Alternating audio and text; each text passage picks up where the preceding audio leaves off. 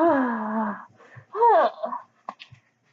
that was close, let me tell you. Being on the run is not easy. Oh, hello there, guys. Welcome back to my channel. I didn't think I would be back here for a while due to kind of being locked up for murder in a insane asylum and, all that. And plus, I'm reading a book that's now 1,000 pages to review and just, yeah. So, yeah, as you can see, a lot's been going on. But I think I could put some time aside to kind of share my thoughts on the recent Halloween movie. What do you guys think? I kind of do have you as a captive audience, don't I? I mean, you're tied up. No one knows where you are. I got weapons on me. Just like Trick or Treat here is a captive co-host who won't talk back to me. Now, will you? Yeah. So, yeah, I know you don't have a choice but to be here because I'm not giving you a choice. Sorry. I'm the bad guy. Let me just enlighten you on why the recent Halloween movie is a crime against Michael Myers because of how horribly boring it is and what I would do to make it more exciting and something that you will want to see before you die, which will be very soon. I think I'll use Scully here. He's a lot cooler weapon due to the jaw I'm using on him. Or maybe I could go to the Leatherface route. But anyway, enough talk about murder. Let's get back to Sassers. So yeah, my current opinion on the matter, and please stop trying to talk. The gag is stopping you, but current opinion on the movie. It's dull. It's boring, and I will not see it again. There's I could literally predict the scenes. That's criminally boring, and man, I should be arrested with that pun alone. What do you think? What do you think, Skeleton Trick or Treater, dude? I agree. You're such better company than our guests here. But anyway, yeah, I thought it was boring, except for one aspect of the movie that literally was the only entertaining thing in that entire film. The family drama, which I'm gonna pump up to 11. So basically, as it stands, the main character is typical teenage girl who happens to be granddaughter of one of Michael's victims. I'm gonna change that. Now the main character is her mother. And I'm gonna change up the family dynamic a bit to make things a little less, in stable position. Basically, instead of it being a completely stable home, the mother is a wreck due to the childhood mentioned in the movie with her being practically raised as a soldier because my pal Michael there left a kind of bad scar on Laurie. So as a result, she raised her daughter to be a soldier-like, and that gave her anxiety, the paranoia, and maybe even depression. Basically, she's a wreck. She's a wreck in this version. Her marriage is on the rocks to the point where you could hear the word divorce coming from 50 miles away, like the scream my co-host did when I chopped his head off.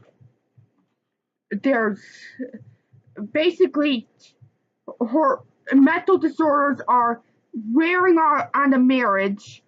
They recently lost a child, either an older teen child to a drunk driver or something, or maybe even a miscarriage.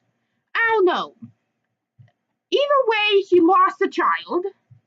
Her daughter's hanging out with the types of bad teens that usually die in horror movies. The drug users, the players, the kind of people you don't want your kid around.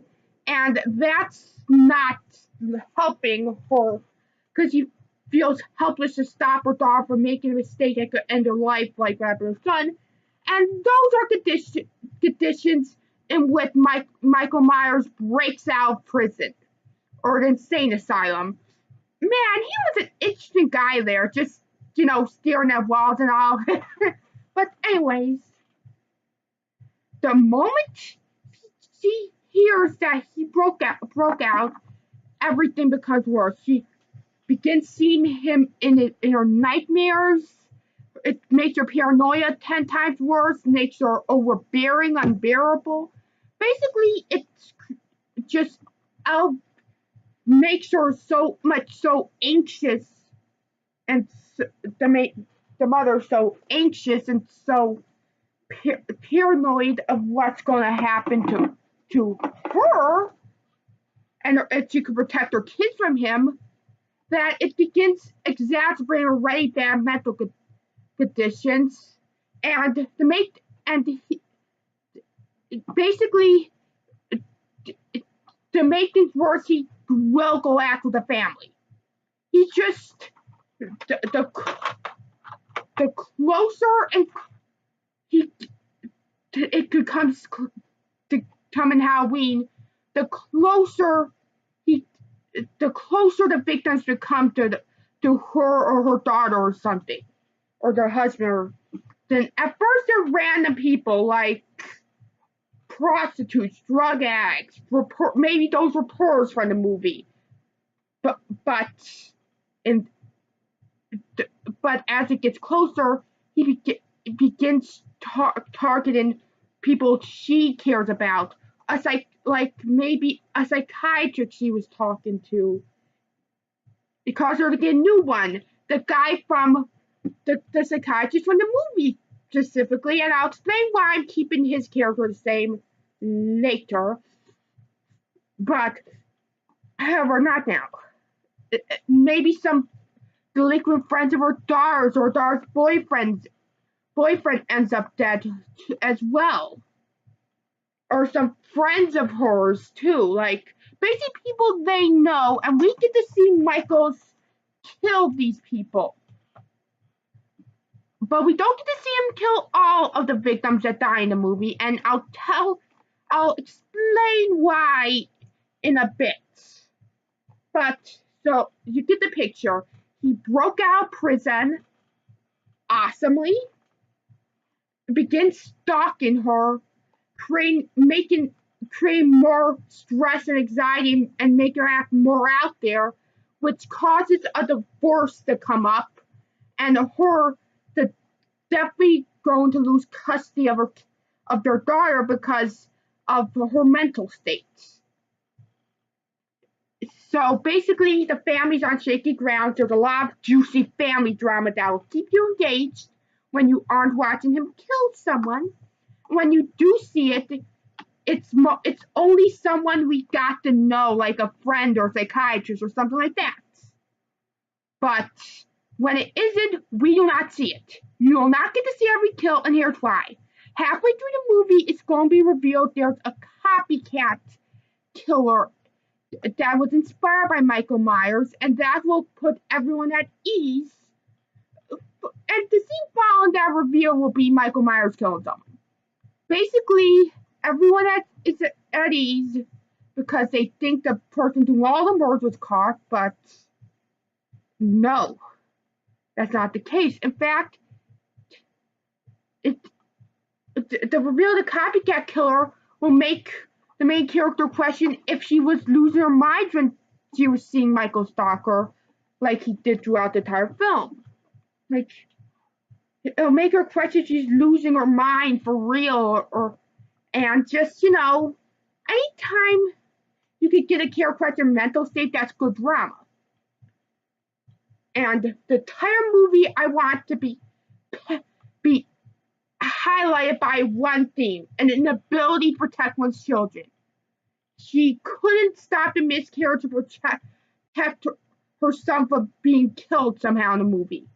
She couldn't stop her daughter from hanging out with the wrong crowd, or from getting hurt or getting on drugs or something. She couldn't stop herself from losing custody of her kids. And maybe have some of the kills be people trying to protect their kids or be teenagers. So there's a sense of dread and anxiety and fear that she won't be able to protect her daughter throughout this entire film. And that's who the copycat killer is, her psychiatrist. So he could conceivably know about how close she was to these people. And guess what happens when Halloween rolls by? The moment every determined killer looking for, Michael Myers kills Laurie, the mother of the new main character. You know, the former victim. Just after she and her daughter got into a fight, when she tried to persuade her that her paranoia is justified, and she was trying to fight it because she was convinced she would just lose her mind. And on Halloween night, he will go after her daughter, and it will be up to her to protect her, to stop her daughter from being the next victim. It'll be up to her. And it'll be up to her to kill him and he will be dead. But maybe have people question if he's dead. Like, bring up the possibility that he could survive that. I mean, he is a slasher film killer. We do have a normal gradient for pain and suffering, you know, like we can survive a lot. Like, yeah. So basically, maybe and end the movie with this: the news of another murder. Now, we don't know if that's Michael Myers. For all we know, it could be another copycat killer, or it could just be a random murderer. But the seed of doubt was sown into the audience about his death.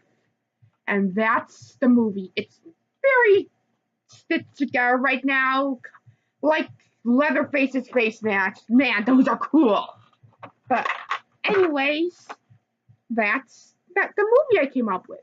It has a underlying theme of struggling to protect one's children, mental instability, and it can have all the brutal kills you want. Maybe even have Michael diversify his weapons from just that boring knife to a chainsaw or a hatchet, or basically you get the point. So there's a theme, and yeah, the tuned up family drama that went from 9 to 20. So you got a lot of build up for that scene, if it really is a death scene. Now I'll be back scene, and a satisfying conclusion if you do want to believe that he's dead, because she stood up to the monster that was literally haunting her dreams and stalking her. Now, tell me what you think about my idea in the comment section. I feel like I worked very hard on it, and I feel like it will make a more interesting movie and be a lot more engaging than the Paint by Numbers horror movie that was so criminally uninteresting that I seen. But yeah, just tell me what you think about the movie and my ideas in the comic section. And I gotta go.